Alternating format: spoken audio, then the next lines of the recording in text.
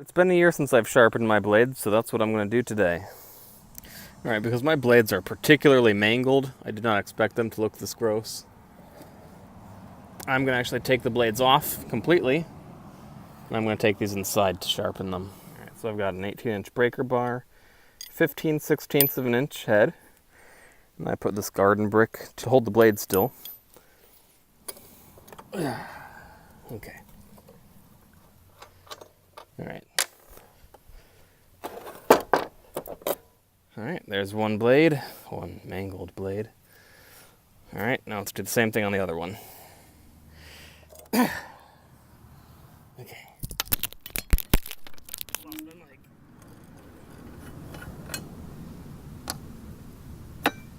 Alright, two mangled blades. Now that I've taken these off, you can see it's not actually the cutting side that's mangled. I have no clue what happened, but this is incredibly dull. I didn't even realize this was the cutting edge because of how dull it is. So I definitely need to be sharpening these more often.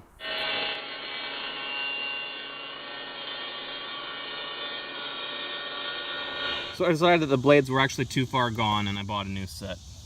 Look at that. That's ridiculous.